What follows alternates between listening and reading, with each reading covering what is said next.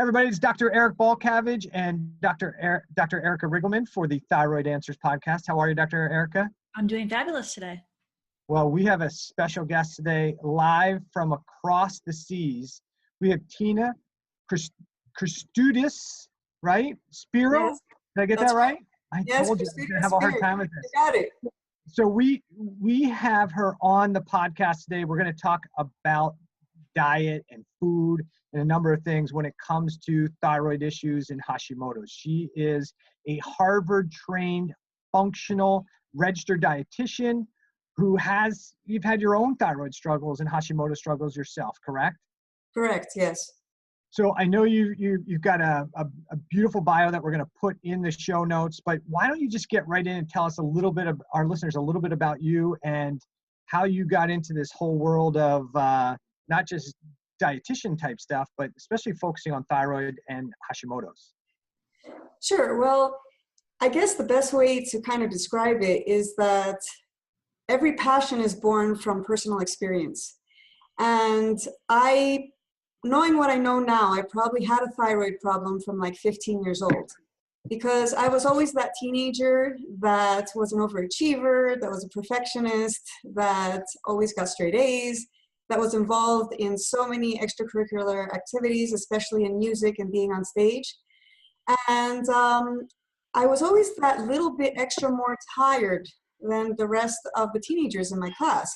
But I just found it as normal that that's me, that I need to take a nap every now and again when I feel tired or when I feel that I can't cope. And that kind of carried on into my 20s. Even though I was active, I would go to the gym regularly. After the gym, I would need a nap. And sometimes when I couldn't handle things anymore, I would always be struggling to keep my weight down as well. I would just, kind of shut off and become antisocial. And that was just how I dealt with things. I never thought to myself, oh, this must be a problem. Oh, this must be a thyroid issue. Fast forward into my 30s, I discovered by myself, because I lived through my mother having hypothyroidism, that I was falling asleep at like 7 o'clock at night, feeling exhausted. And I thought to myself, okay, maybe my thyroid's playing up. And I went and got it checked, and sure enough, my TSH, or as we all know it as the thyroid stimulating hormone, was about 15, which is high. And so I went to the endocrinologist. He started me on thyroxine, and I thought that was the end of that. And my issues didn't really start until I gave birth to my daughter when I was about 33 years old, so about 8 years ago. And I would say I gained about 7 kilos during the pregnancy, so that's about 15 pounds during the pregnancy. But 4 months out, I had gained about 20 pounds without really changing anything. I was depressed. I was having issues going to the toilet for weeks at a time. I was severely constipated. My hair was falling out. I was having panic attacks. I became very antisocial. I couldn't really concentrate when my patients, or anybody for that matter, would talk to me, so I extracted myself from the world. And I had gone to a doctor, and he was more concerned about the weight I put on than anything else. And his reaction was kind of like, oh, well, you are a dietitian and you don't know how to lose the weight? You should be ashamed of yourself. Start running. Sorry about that Greek accent, but that's how it's all right.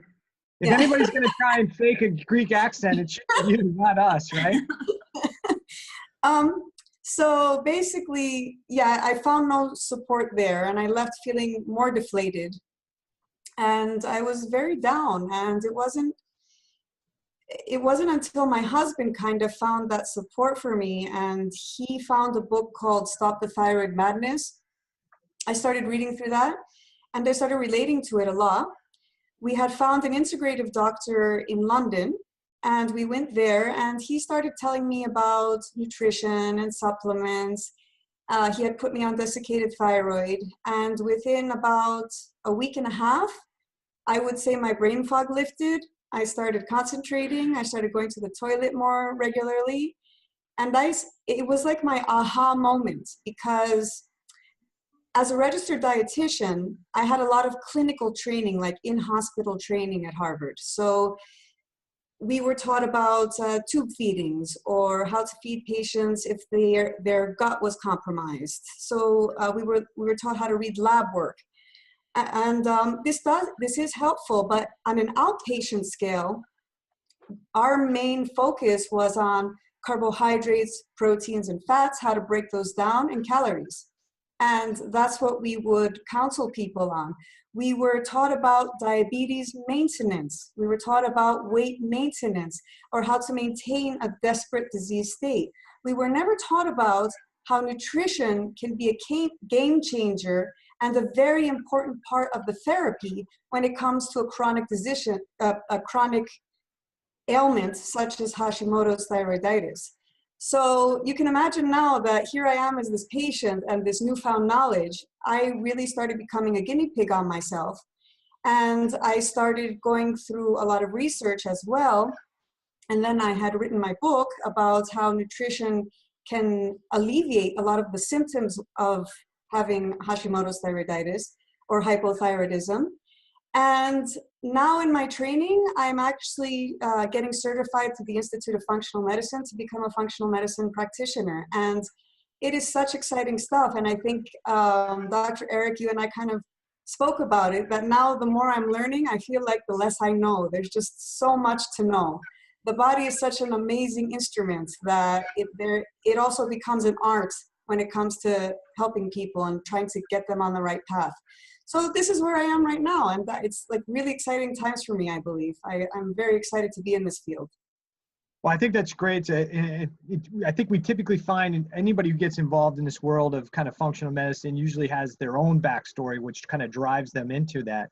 I think it's interesting when you talk about your training was mostly disease management focused, right? And it was on disease. And when we talk about health and we talk about diabetes, we talk about how to be a good diabetic, right? Versus how to become non-diabetic, and how nutrition really helps heal and repair. I would guess that a lot of the training didn't really focus as much on how the nutrition is actually causing your disease, but how you could just manage macromolecules. And that was the calories in, calories out was the secret to everything. Exactly. I think there's a misperception, I think, even in our industry, sometimes when we talk to dietitians, in that they're kind of their thought process, and you can correct me if I'm wrong, and you probably already know this because you're a bit different probably than many of your colleagues, is that when we look at dietitians, we kind of see the classical allopathic training, and it's really different from us and how we look at patients and diet nutrition in the functional world. Would you say that's correct? Yeah, and I can give an example. There's an amazing researcher that's deceased now. She did a lot of her research in lipids at the University of Maryland, Dr. Mary Enig. Yeah. And she talked about how saturated fats are actually good for you and that actually help a lot of the processes within your body. And she found it very strange how all her students that were getting PhDs in nutrition had a very different reality of what nutrition was from even the dietitians getting trained within the University of Maryland. So even in one university, you saw that this very different way of approaching nutrition and how nutrition can change your health. And talking with even a lot of people they have a lot of their studies done in biochemistry, I feel that they have a better grasp of nutrition than how we were trained as registered dietitians. So absolutely, what you said is 100% true. I kind of understand where you're coming from. I have a master's degree in nutrition, and I had already kind of gone into the whole functional medicine realm prior to starting my master's program. So when I was going through the curriculum, it amazed me how it was so based on fats, carbs, and proteins, and it was calorie in, calorie out. And going through there, I often, to be able to pass tests and things like that, I kind of had to put my blinders on and say, okay, well, I'm going to answer this question because I know what the answer they want. But in my mind, it's not black and white. There's always kind of a gray area. And, looking at that, I often found that my professors, when they were teaching us this stuff, it amazed me that they could only see one side of it. And it was just, this is how the guidelines are written. This is how people should be eating based upon the pyramid. And, you know, when you get on to clinical practice, people just don't fit into those little boxes either. Exactly. And it's so true what you said, that, you know, all these being trained with blinders on, that is, I think, one of the biggest weaknesses that conventional medicine, conventional dietetics, conventional whatever has. I mean, we're awesome at treating acute conditions, like, you know, if you're in a car accident and the surgeon needs to save your life and, you know, pump adrenaline into your heart so that it can start beating again. I mean, I think we're awesome at doing things like that, but I think we fall short severely in treating chronic disease. And I think instead of, focusing on how we can maintain a disease state, we should be looking at maintaining health and optimizing health instead. Yeah, I think that's a great point. I did a number of years. I worked in the hospital setting, and I can, you know, you go see what the people that were in the hospital with chronic illness, chronic disease, and then you look at what they were eating oftentimes as part of the prepared meals, and I would shake my head. And that was back when I didn't really know anything about nutrition. And I would look at those meals and be like, why are we feeding all this sugar and to somebody who's chronically ill or sick? It just didn't make sense to me back then. It makes less sense to me now, but I'm more understanding that this is how people were trained. So they're doing what they were trained. And so we shouldn't really expect anything different, but it is unique sometimes when somebody like yourself steps outside of that box and said, hey, what I'm doing isn't really working right. So I need to find something else out, which kind of led you on that journey. So you're going through your dietitian school, right? Getting your training, and then you develop hypothyroidism, right? Initially, did they diagnose it as Hashimoto's, or how did that diagnosis come about? No, I had no idea what Hashimoto's even was. They just said, you're hypothyroid, you need to start thyroxine, and that was it. Okay. And then you didn't necessarily see all the changes you were hoping to see. Is that correct? Yeah, I thought that, I'm like, oh, this is why I have problems not losing weight or keeping my weight down. So cool, I'll take this little pill and I'll be good to go. Yeah, that day never came. So we see that quite a bit, and Dr. Erica and I talk about what we call cellular hypothyroidism. So lack of T3 getting to the nucleus of your cells, which results in the hypothyroid symptoms to begin with. And just because we dump a bunch of thyroid hormone into the bloodstream doesn't necessarily mean it's getting into the cell, getting converted to T3, and then stimulating metabolism, which is obviously what wasn't working for you, right? So we have this cellular hypothyroid state. At what point did you start to decide that, hey, maybe my diet and my nutrition has an impact on what potentially is causing or contributing to my hypothyroid symptoms? Well, that happened when I went to the integrative doctor in London. He kind of started saying, well, maybe you should cut out gluten. And, you know, as registered dietitians, I was kind of like suspicious of this. I was like, yeah, but gluten is only for people that you're supposed to take it out when you have celiac disease. I don't have celiac disease. Because at that point, remember, I had no idea that it was an autoimmune condition. Right. And so I said, heck, I got to try something because I'm not feeling well. And for me, cutting out gluten was like a godsend. Like in 2 weeks, I had lost 10 pounds. And, you know, I was eating the same amount of calories. I had just completely cut out gluten and a bunch of grains. And I was focusing more on eating a lot more vegetables and getting more high quality protein and fats into the diet. And so then I had also, through my kind of learning about this, cut out dairy as well. And that was interesting because I had very irregular cycles, period cycles from the age of 12. When I cut out dairy, my acne cleared up and I started getting my period regularly without so many symptoms. So those were like huge for me, cutting out gluten and cutting out dairy. And getting away from recommending like fake food. So as registered dietitians, we were like, get low-fat cheese. you know, like plastic cheese, and you're wondering what the heck is in it. Yeah, like that's what we would recommend. So moving away from that and going back to a common sense approach and going back to your roots and eating real food.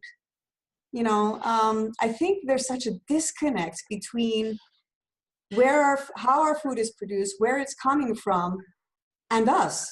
I think there's a huge disconnect. We're just like used to getting stuff from the supermarket. And if you think about it, 90% of the food or fake food that you find in a supermarket is dead. There's no enzymes in it. There's no probiotics in it. There's no nothing in it. It's just dead food made to look pretty on a shelf. That's it. And if you think about it, what's that? It's money making, and it works. Yeah, exactly.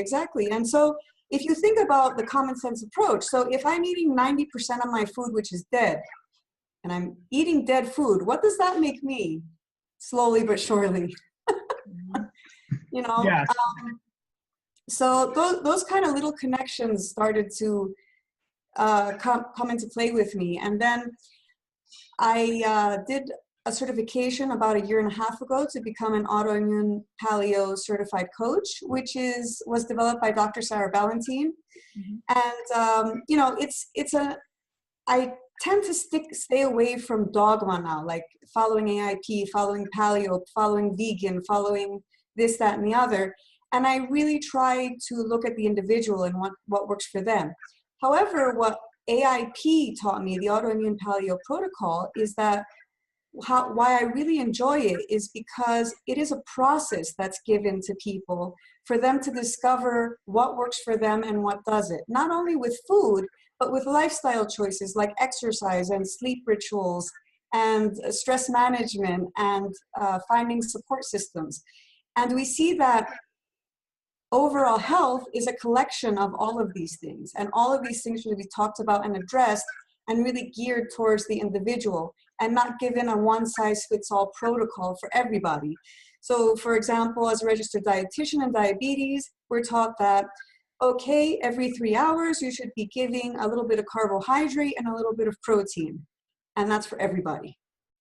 Again, concentrating on those macros and not really giving any attention to nutrient deficits, what's going on with their gut, if they're even absorbing what they're eating, and all these things that we concentrate on in functional medicine. Yeah, I think if you go ahead, Erica. I think it's important to look at the person as a whole. And like you said, not every diet program is going to fit for every single person. And, you know, just like we've become disconnected from our food, we've also become disconnected from ourselves. We don't really know what things are triggers for us because we've just been bombarded our bodies so much that we don't realize that the gluten that we're eating or the dairy that we're eating or even the processed food is maybe making us feel terrible because we already feel terrible. We're already at that threshold. And so, you know, part of the process, I think, is coming back in tune to your body, listening to it. You know, again, not every single program, you know, some people do good on keto, some people don't do good on keto, and you have to kind of, you know, I love that it is part of a process. You've got to learn what your triggers are because every single person is going to have different triggers when it comes to their autoimmunity. Yeah, and that's why it's so important for them to work with coaches such as yourselves to help them, guide them toward learning more about themselves because everybody's different. I can't stress that enough. I see so many people like, well, my cousin, they went on the keto diet and they lost like 30 pounds and they're feeling amazing. But when I do it, I have a headache and I can't deal and I feel shaky. And it's really hard trying to convince somebody that it's not a one-size-fits-all solution. Everybody is different. Yeah, I would say that everybody is a bit different, but if we had to give our listeners or the viewers a basic recommendation, dietary recommendation from somebody like you who's a dietitian, now that you've changed your mindset from the traditional teaching to where you're at now, what would be the general nutritional principle that you would give to just anybody to improve their health and well-being? What would that general dietary principles be? Sure. Well, my go-to with any client is to start an elimination diet. And of course, we have these food sensitivity tests which in my professional opinion, I don't really see any benefit from them. Like I can get a little bit of information from them, but what I see works the best as a gold standard to kind of start identifying which foods work and which foods don't is to go on an elimination diet. And there we kind of focus on the usual culprits. So I will start with gluten and dairy and sugar and processed foods, completely take those out of the diet for about 6 weeks. If we see that minimal decrease in symptoms, I will move them on to a full autoimmune paleo elimination diet. And so that we start eliminating all grains, all dairy, things like nightshade vegetables, which are your bell peppers and your tomatoes and potatoes and eggplants, and goji berries, those are nightshades too. We take out legumes and beans, and we take out specific spices as well. And the reason for this is that all of these foods do show that they stimulate the immune system in a bad way if you have an autoimmune condition. When it comes to autoimmunity, we don't necessarily want to stimulate and overdrive your immune system. We want to balance it. So a lot of the time, we take out these foods because they're also known foods to irritate the lining of the intestine. And as you guys know, 80% of the immune system surrounds our intestines. So there's a very huge connection between what certain foods do and how our immune systems respond to that. And there's not much research on it. There was a study done by Angela Alt, which is one of my mentors, and her team on about 15 patients with ulcerative colitis. And they found that it was over a 15-week period of being on the autoimmune protocol.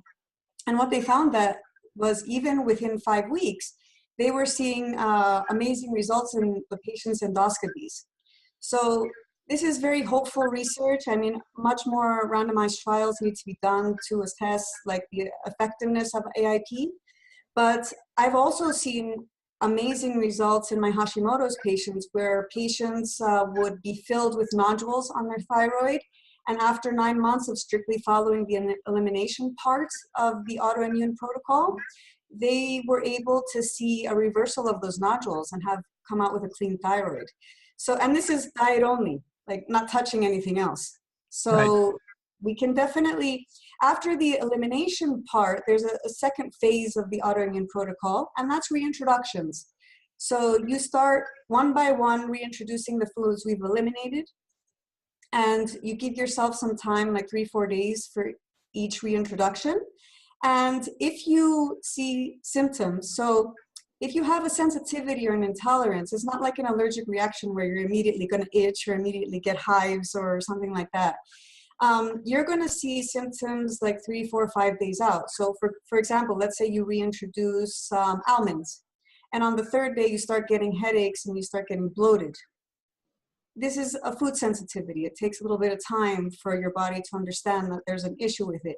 It's not to say, though, that if you introduce something today, that if you reintroduce it again in 3 months, that you won't have a problem with it. Because that's the point. We want to get your gut to a point where you're able to tolerate most foods. We want to heal the gut. And as you guys know, functional medicine says, when in doubt, start with the gut. So yeah. It's part of the process. Let me just kind of make sure the listeners understand. I think what we're discussing is in the initial phase of anybody who's got some chronic health issues or they just want to be healthy. One of the primary things we can do is just go back to eating real food, right? Yeah. With the processed food, that's step one for almost everybody. I think you'd agree with that. And I think that's kind of 100%. the step you're talking about. Dr. Eric and I talk about that as well. There's so many good foods that people don't eat. And we start many times taking foods away. People are like, well, you can't eat nightshades or all these things before you've even just gotten rid of the processed foods. So I would say, and you can correct me if you think differently, is getting back to a whole food diet and get rid of the processed food. That's usually a huge step one, right? Definitely. That's a huge step one. Definitely. And that helps you with that kind of that elimination piece if you take away those more problematic foods. Because it's crazy sometimes to me and maybe to both of you that somebody will say, well, you can't eat nightshades because they're unhealthy for you, but yet we're not talking about the frankenfood that we're giving them in gluten-free processed foods, right? So there's more value in the dead frankenfood, and we're not as concerned about that as we are the eggplant, right? Or the green pepper, right? And yeah, so, no, I think that's a very, very good point. Like gluten-free does not mean eating additive-filled gluten-free products. Gluten-free means going back to real food. And again, a very good point that you brought up is that another very huge, even more important part of like something like the Autoimmune Paleo protocol is nutrient density. What can we put back into the meal plans or back into your daily eating habits that will bring back nutrient density? Because ultimately that's what's going to heal you. And one very easy rule to follow, even if you're not okay with the nightshades in the beginning, is eat the colors of the rainbow every single day. All those colors are jam-packed with phytonutrients. I mean, we're kind of obsessed with vitamins and minerals, but they're just uncovering all these thousands of phytonutrients only now that are found in all these different colors in our fruits and vegetables. So even if you're confused, even just doing that, eating the colors of the rainbow every single day is a great place to start. Yeah, excellent. I think getting variety is important too, because we all see the patient that comes in that is very, type A, strict. I eat this for breakfast, this for lunch, and this for dinner every single day of the week. And that consists of maybe 2 or 3 vegetables, and they never get outside of that realm. So, they're not getting the colors of the rainbow. They're not getting all the vitamins and minerals. They're not covering all of their bases. And that even goes to with meats too. You'll see somebody who will only eat chicken and they're not getting any other source of protein in their diet. They may not be getting all of the amino acids in the ratios that they truly need either. So I think that, eating the color of the rainbow is important. And then, trying new things. There's so many vegetables out there that people probably have never even heard of, and experimenting can be fun and exciting. It can be scary, but on the flip side of that, you can get more variety, which it's a learning process. Yeah, definitely. I think that's such a good point, Dr. Erica, that getting nutrient density, getting a variety, I think it also stems from our culture that we're either on a diet and we're restricting calories, that calorie mentality again, or we're not on a diet and we can just eat freely all the junk there is out there. And it's kind of hard to escape that. I know I had issues with myself trying to escape that kind of a mentality until you learn how food is really and truly your medicine. And it's not about how many calories you're eating. It really is what you're eating. And that kind of scares people again, because it's kind of like there's so much information about what the right diet is. Well, that's relative. But I think a very good point that Dr. Eric also said, and you said, is to put variety in the diet and just go back to real whole foods. Excellent. So in your process, so now we've got patients, we got just regular people saying, okay, I got to eat more real whole foods. Do that first. That's step 1. Step 2, if they're still having some challenges, then you've kind of done an elimination diet to some degree already by doing this process, but right. You get in a little bit more in depth with them. So if they've gotten they're now on this kind of whole food diet and they're still struggling with issues, what's that next step that you see as the dietitian that they need to kind of work themselves through? Well, the next step, like if this is where we start kind of exceeding the boundaries of like the nutrition part and kind of going into root causes, like the functional medicine part. And of course, we're gonna look at the gut. We're gonna look if there's any dysbiosis going on. So, an imbalance of that microbiome, not enough good bacteria, too many bad bacteria. If there's a parasitic overgrowth, if like what I see a lot in Hashimoto's patients is a decrease in stomach acid. And we know that we need that stomach acid to absorb your minerals, so selenium and zinc and iron and B12 even. You need a good amount of stomach acid to start the process of absorbing those minerals. And by the way, all those minerals and vitamin that I just mentioned are so important to the formation of, from T4, the storage form of thyroid hormone, to T3, the active form of thyroid hormone. So a lot of the time, the root cause of not being able to transform T4 to T3 starts in the stomach by not having enough stomach acid. So it's looking for those root causes afterwards. So I have my patients fill out like this huge symptom questionnaire, and through the discovery process, kind of see what kind of other issues are going on. You can tell a lot from the skin.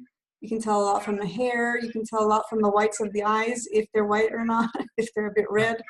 You can tell a lot from the nails. If you have, like spots on your nails, that could be a selenium or zinc deficiency. If you don't have like the round moon circles around your nails, that could be a protein deficiency. If you have swelling around your ankles and your limbs, that could also be a sign of protein deficiency, which again starts with having enough acidity in your stomach. So I only mentioned a few things here, but I'm probably confusing people. No. I think you're doing a good job. And that is to say that, hey, once we remove the problematic, you kind of clean up the diet, then the next step is to say, okay, we're beyond just dietary problems as root cause issues. Now we have to look at some of the other factors. And Dr. Eric and I talk about what's something called the cell danger response. I'm sure you've kind of seen Dr. Navio's paper and done looked into some of his research, but physical stress, chemical stress, emotional stress, microbial stress, all things that can stress the system. And once you stress the system, now we get a host of issues going on where we now start to get the activation of that cell danger response. It's my opinion, and I think the opinion of Dr. Erica, that when that cell danger response kicks in, we start to have cellular hypothyroidism. And then that ties into a host of issues. And you did a great job pointing out that, one of the big things we see in people who have chronic GI overgrowth is they have low stomach acid, right? And a lot of these people come in on reflux medications. Well, you have to have sufficient thyroid hormone in your peripheral cells to make stomach acid, right? So it does become this convoluted thing. If I go into a cell danger response, now I'm going to deactivate stomach acid because I'm in fight or flight. I don't need to digest, right? I don't need rest, gas, and sex, right? And so we're going to have decreased stomach acid production because the body's more kind of we're more in fight or flight mode, but we don't stop eating, right? So we continue to consume and eat. We're not listening to the signals necessarily of our body. We live on habit, right? And so we continue to consume food, and then you put that food in, it doesn't break down appropriately. We don't kill the organisms. We don't absorb magnesium and all the other minerals and vitamins you talked about. We don't stimulate appropriate bile acid formation, so we tend towards leaky gut because we don't have bile to maintain tight junctions. We have decreased pancreatic enzyme, and it just creates this cascade of issues. Right. Yeah. So I think that part's perfect. And so then we see the things that then maybe tailor us towards having to go through those different dietary things, right? Mm-hmm. When you talk about FODMAPs and specific carbohydrate diet. So do you see for your hypothyroid patients that those are pathways that you have to take some of those patients down? Do you see tie-in? Okay. For sure. I mean, a lot of my patients, I would say a very high percentage, 8 out of 10 have some form of IBS.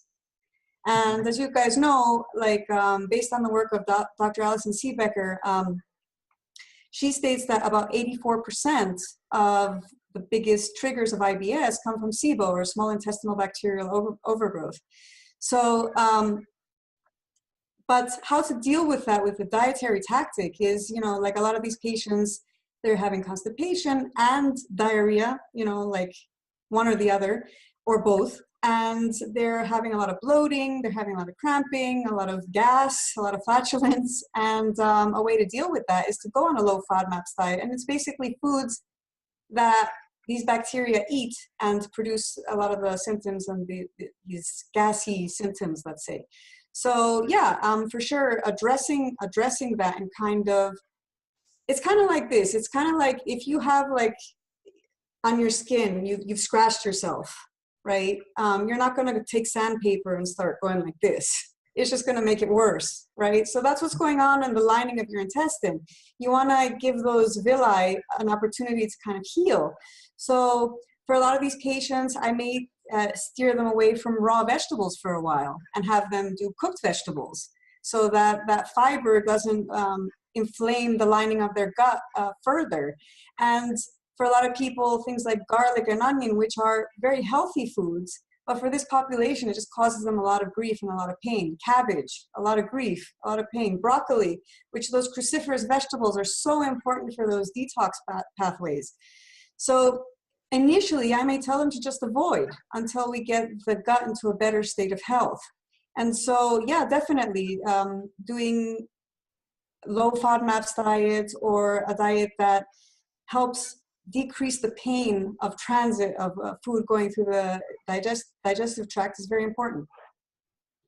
Yeah, I think one of the things you mentioned something about the nutritional deficiencies and, you know, talking about that with Hashimoto's patients and even patients who have, you know, any sort of chronic health problem, you know, deficiencies can be really, really important, whether that be selenium, magnesium, all those minerals.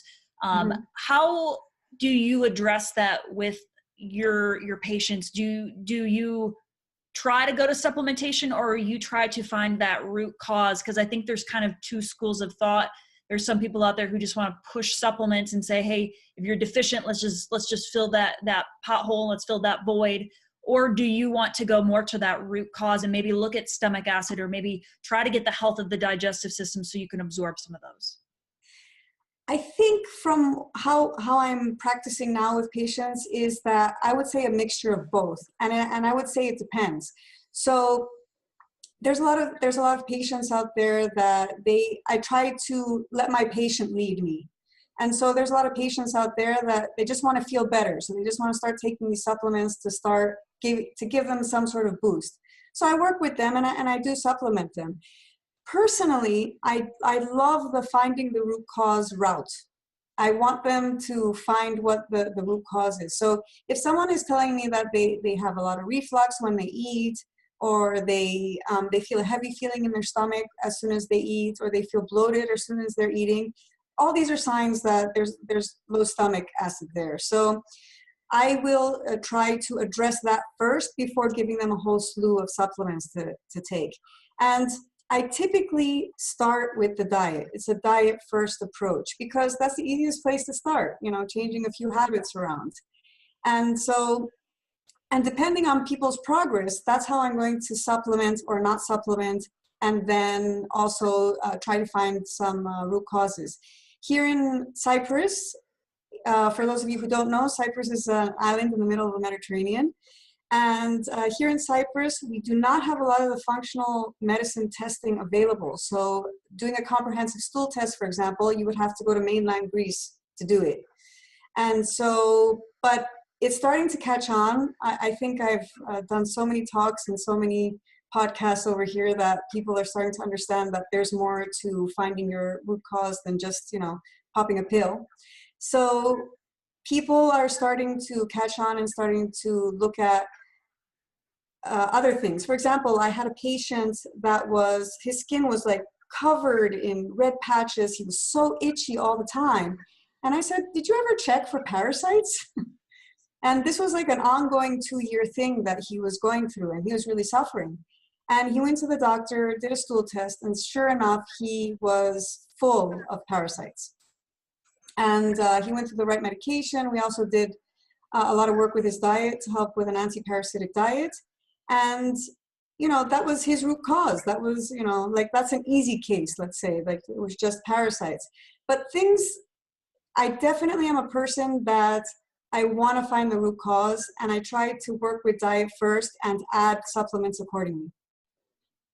Yeah, I think that's the approach that both Dr. Eric and I kind of advocate is, you know, start with the stuff that's, you know, really cheap, free, and you really probably need to address anyway, and that is clean up your diet, step one. Supplementation, I think all of us would agree, supplementation is a huge help to help some people get back to where they are.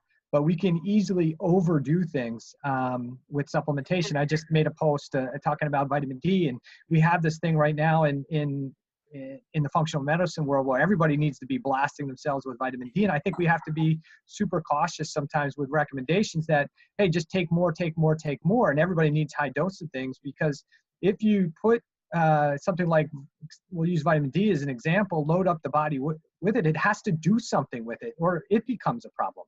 And so it either has to convert it into a usable form or it has to deactivate it, and it has to do something with it. So we can create other nutrient depletions by over supplementing something. So I think like magnesium. Yeah, and so we take a look at supplementation for what it really means, which is to supplement or support a process. But then once you get that process geared in and you get it healthy and functional, I think the important thing for our listeners to understand is there's not too many things that you need high doses of for any extended period of time. Definitely not for a lifetime. There are a few things that unfortunately we probably need to support. I would say that magnesium, at least in this country, is probably one of them, because the soil is depleted of it. A lot of the minerals are just they're just depleted in our soils. Therefore, they're depleted in our food. And if they're processing the food, then the minerals are getting destroyed anyway. So I would say the minerals are probably one of those things that we could all benefit from some additional support from. But that doesn't mean everybody all the time. So exactly. To segue into the next piece, and it's kind of a tough thing because we just talked about, hey, you don't need to supplement that stuff. But from a dietitian standpoint, you've worked with, you or yourself, a Hashimoto's patient, you have hypothyroidism, you work with patients that have hypothyroidism, you wrote a book all about how to kind of help recover from thyroid issues. What are the biggest challenge you see, nutrient depletion issues that you see in patients struggling with chronic hypothyroid symptoms and Hashimoto's? I think the biggest or most common nutrient depletions are exactly what you said, the minerals. Our food system is not what it used to be. Even in Cyprus, I would say it's really sad. Even 30 years ago, everything in Cyprus was organic. And now it's not by any stretch of the imagination. And what we're seeing is a lot of symptoms. Let's take magnesium, that's a pretty common one, that are having to do with magnesium depletions, like severe headaches, migraines, muscle aches and pains, cramping, inability to sleep. Magnesium is that anti-anxiety mineral, right? It makes you feel like more calm. It can help with your anxiety as well. And so we're seeing a lot of these kind of symptoms that have to do with a lot of mineral deficiencies. Selenium is another big one too. Selenium is also depleted in the earth. So a lot of people say, cool, I'll just have 2 Brazil nuts and I can have selenium. But no, you can't, because you don't know how much selenium the dirt had that those nuts grew in. So we don't really know if you're getting enough selenium from eating those Brazil nuts. So yeah, I mean, these are typical ones for me to supplement. And there is research for selenium that if we're taking about 200 to 400 micrograms per day, depending, it's not the same for everybody, that we can see a decrease in those antibodies after a while. And again, I don't keep them on selenium. I always take them off for a break. And because like you said, if you find the root cause, then you don't need to keep supplementing and keeping them on like a high dose of selenium, because that can cause other issues. And also I find that zinc is another big one that's depleted. And again, it's just interestingly enough, all these things need stomach acid to get absorbed into your body. So it's not a matter of over supplementing. It's about finding a delicate balance between how your body's assimilating these foods and these nutrients. And keep in mind, everyone, that nature is an amazing thing. Foods are made, your body recognizes foods. It doesn't recognize supplements necessarily.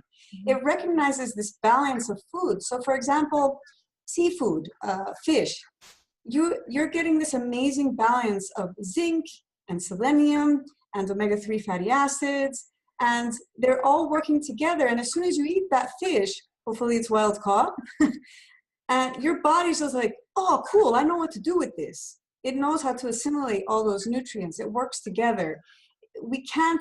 Man has still not figured out how to, take nature and put it in a bottle. I'm sure we would have done it by now if we knew how to do it. So don't underestimate the power of diet and changing your diet as your go-to in really having the supplements work for you. Because if you're just taking a whole bunch of supplements and you're eating fast food, it's not going to do much. They really, like you said, Dr. Eric, have to be a supplement to an already very nutrient-dense diet. So that is my go-to. I mean, it's cool that I'm a nutritionist because that's what I've been studying for the past 20 years, you know. Start with diet first. And Hippocrates, who is the father of medicine, I have to talk about him, he's Greek, right? He said, let food be thy medicine and medicine be thy food. And he also said, all disease begins in the gut. It's amazing, this ancient wisdom. We're just starting to unravel it right now. And I think if we just, I talk about this in my book too, I say, let's go back to having common sense. My parents tell me now, common sense nowadays is not so common anymore. I would agree with that. So as far as people changing their diets, what do you see as being the biggest hurdle for people making that necessary change from, you know, maybe the processed diet that they're currently eating? What's the biggest struggles that your patients often go through to be able to make that change? Well, I think we're all creatures of habit. And if we're used to something, we're very reluctant to change that. And what I think most people see is that they see this huge mountain in front of them. Like, how the heck am I going to change? Because most people nowadays, they don't even know how to cook. You know, more and more people, like from my generation and getting younger, like we just depend on other people to feed us. So I think that's one of the biggest challenges, getting back in the kitchen, going back to basics and learning how to cook for ourselves. It's not as complicated as, you know, we don't have to be master chefs and like, hey, a little bit of this, a little bit of that. No, you don't have to do that. You can be as experimental or simple as you want to be. But I think that if you put the driving box back, you know, you put yourself back in the driver's seat in terms of preparing and sourcing and preparing your own food, and once you kind of get over that hurdle, that's the game changer. That's when your health starts changing. And I think people are scared of that. They're afraid of cooking. They're afraid of getting back into their kitchen. They think it's overwhelming, but it doesn't have to be. It's small, sustainable changes every day. I talked about with a friend with a podcast yesterday, and I was telling him, like, you know, sometimes maybe your first step is like, have a going away party for all your junk food. You know, throw it away, invite other friends to eat it, whatever. Just, you know, make your peace with it. Just make it go away. And then the next week can be, well, gee, I really don't drink any water. So I'm going to start drinking maybe a cup or two of water every single day. And then the next week can be something like, you know, I really don't eat any vegetables. Maybe I'll include some lettuce in my sandwich this week. It doesn't have to be so complicated. It doesn't have to be from 0 to 150 miles per hour in 5 seconds. We are creatures of habit, and it takes time to change our habits. So that's one of the biggest hurdles I see. Don't think it's a mountain. Take time to just make small, sustainable changes that you are able to make and keep in your life.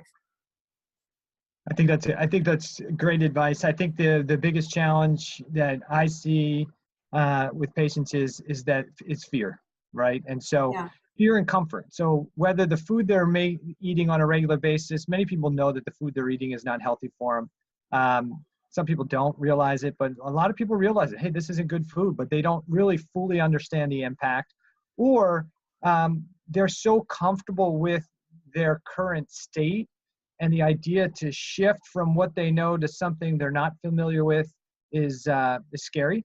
And it's just easier to stay with what you're doing. But I think you're right. If you make small incremental changes, you can see dramatic changes in relatively short periods of time as you make those changes. But you just have to be committed to it and just keep plugging forward. And I think for the people who are worried about I won't have anything good to eat anymore, you have to focus on really the positives versus what you get versus what you're missing. And I see, and probably both of you both see, that once people really start investigating the full realm of what's actually available to eat, they find out there's so many great foods that they're not eating or weren't eating. They develop a new taste for foods that they once thought that they just didn't like. And the world opens up. And so probably you guys hear the same thing. Well, there's just nothing to eat. I'm eating the same 3 or 4 things every day. Well, listen, and I think Dr. Eric has talked about this before. They were eating the same 2 or 3 foods every day anyway. They were just processed foods. And all we're really doing is saying, hey, switch that. Even if in the worst case scenario, you ate the same 2 or 3 meals of whole foods every day, real food every day, you'd still be better off than the 2 or 3 meals of processed food. So there's so much of good quality food that you can find and start to eat, but it does take some getting out of your comfort zone and challenging yourself a little bit. And I think that's the first hurdle is to start to small changes and focus on what the benefits are and what the options and the opportunities are versus what you're taking away from yourself. Yeah, definitely. Focus on your why you're doing this. It's, having that purpose to change and to start feeling better. And also just like anything, just like starting a new job or getting a degree or learning something new, you're not going to know everything from the second day. It takes time, and anything that you learn is like incremental and slowly. So allow that for your diet too. You don't have to be so hard on yourself, because a lot of people, the American society is like, we need to do stuff fast, fast paced. We got to do it yesterday. And that's just not how the body works. The body needs its time. It needs its time to go. It needs its time to rest and refuel. It needs its time to just be. So, and the brain needs time to adapt and create new synapses so that we relearn new habits. So I think a big piece of advice that I do work on a lot with my clients is don't be so hard on yourself. Focus on the process and don't focus so much on, like, for example, with weight loss. I get a lot of Hashimoto's patients that I've done everything. I've done every diet. I barely eat anything. I exercise like a crazy person, and I'm just gaining weight. And so I tell them, well, listen, let's not focus so much on the scale. Let's focus more on how you're feeling and on the process of what you're doing with your diet. And, because obviously that adrenal dysfunction kicks in when you're so stressed out about something and over exercising and not allowing your body to rest properly, that your body will do the opposite of lose weight. So, kind of calming people down and telling them that changing your diet slowly and focusing on that process more and having weight loss be a nice side effect will get you to your goal faster, effectively, than doing so many stressful things at once to your body. Great. So go ahead. Making sure that you're not beating yourself up is really important, because mistakes are going to happen. Stressing out about you're going to be going to a function, you're not going to have complete control over the food you're going to be eating. You have to just know that you're making the best decision or choice possible, and not beat your head against a wall and not sit there and stress about it, because that stress is going to cause you more issues in the long run than if you made a bad decision that one time. I think people overlook the amount of stress, the way that it can affect the body and affect thyroid physiology. And we've talked about this on many different podcasts about, your body really doesn't know the difference between an emotional stress, a physical stress, a chemical stress. So, the foods that you're eating, although it may be toxic, you stressing about trying to eat a healthy diet can be just as detrimental to your overall health. That's an excellent point. Exactly. I stress that a lot with my patients. And, it's funny because I have so many people that they're like soldiers. They're like, I've done the AIP and I've done everything you told me to, and I'm still not feeling better. And I'm like, maybe it's time to start focusing on meditation to get their bodies back into balance and starting to feel better. So excellent point. I totally agree. So Tina, we want to kind of get working on wrapping this podcast up, but you came out with a book. It's called Tired of Being Tired, correct? Yeah, Tired of Feeling Tired. Yep. So can you tell the listeners what the focus of that book's about and what they can get out of that book so that they rush out and purchase it? Sure. It's It's basically a beginner's guide to nutrition with hypothyroidism. I talk about, my first chapter is focused on the gut and what are some important things that we can do to start repairing the gut and feeling better with the gut. I give a little bit of information about how to go on a gluten and dairy-free diet and how to stay off the processed stuff. I give some information on that. I go into nutrient depletions, what are some common nutrient depletions, and how we can supplement if we need supplementation. Of course, always with the supervision of a functional medicine doctor or nutritionist. And I go into what the AIP protocol is and how to follow that. And I also talk about stress and how other hormones affect the whole thyroid balance, and give some herbal remedies and adaptogenic herbs and how those can play a factor in dealing with stress, and also some lifestyle changes that we can address to better deal with stress. I also talk about detoxing, and if we do detoxing, what that looks like for the thyroid patient, because for this particular population, a lot of people will recommend things like spirulina and chlorella, which are packed with iodine, and for certain patients, iodine can not be a good thing for their thyroid, depending. So you want to be careful with a lot of the detoxes that are available to purchase, and just really focus on eating the foods that will help your liver to detox. So I talk about that in my book as well. Great. And I know you mentioned that we had a discussion, you've got a big event coming up at some point here, right? Yeah, so yeah. Give us, our listeners, a little bit of information on that. Yeah, in about a year in January, because January is Thyroid Awareness Month, we are having the first ever Thyroid Healing Summit in Europe, in Cyprus. And we're going to have a lot of speakers come from all around the world to talk to us about holistic approaches to dealing with your thyroid issues. And hopefully we can get Dr. Eric, coax him to come out and speak for us as well. So, but I'm really excited about it, because it's really putting awareness and education out there to people. And the reason I wanted to do it physically at first and not online at first is so that we get a chance to actually connect with other human beings. I find that in this high technology world that we live in today, we're kind of stuck behind screens and not really connecting with one another. So I think it's a great opportunity to meet other practitioners and other patients and have an opportunity to talk with one another and support each other.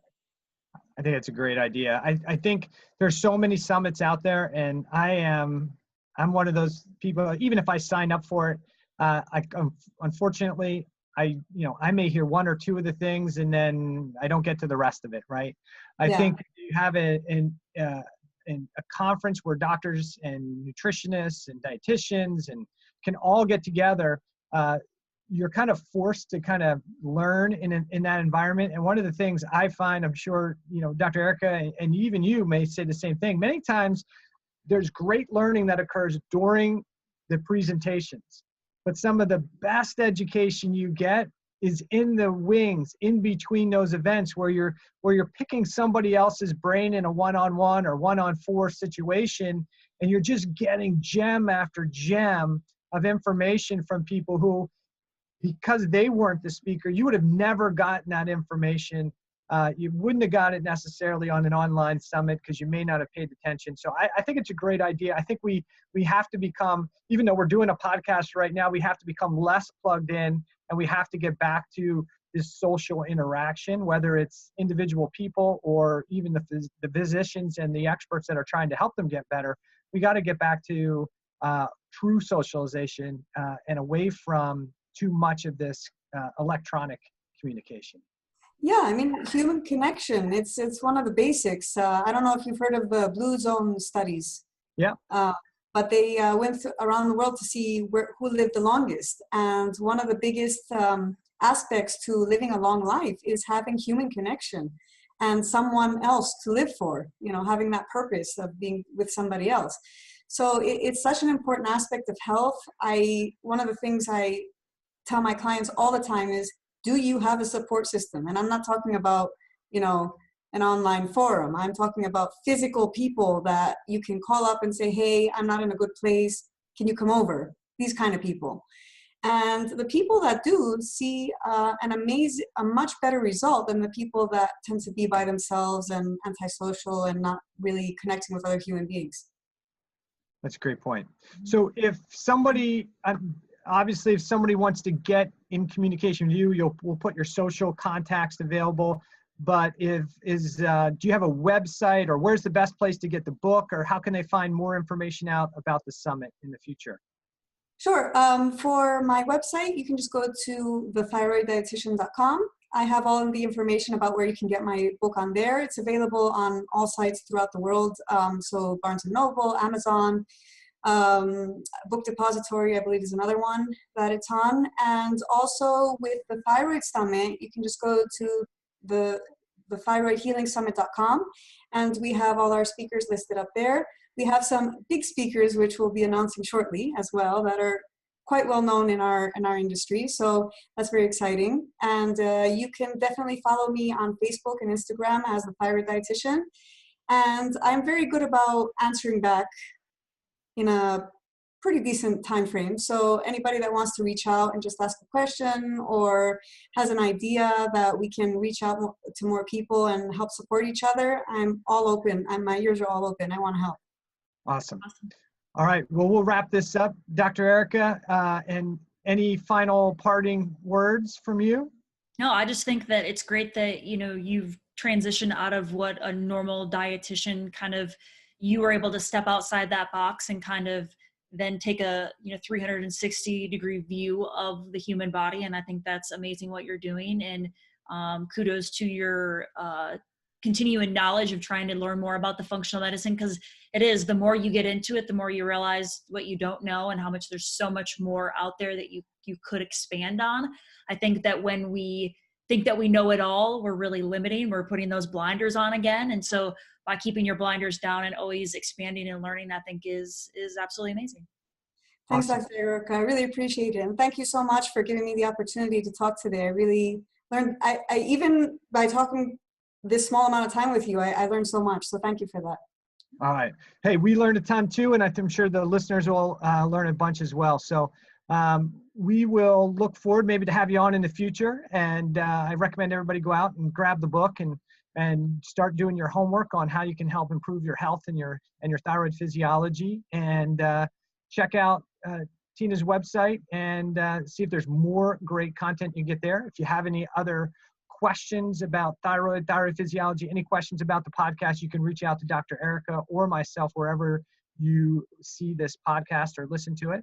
And if you're bored and you have nothing better to do, go to iTunes and give us a real high rating on the podcast so we keep putting out great content. So Tina, thank you so much for coming on. Dr. Erica, take care. Have a great day. And to all our listeners, thanks for tuning in. Thanks for all the great questions, and thanks for the great commentary on iTunes. Take care, everybody. Thank you.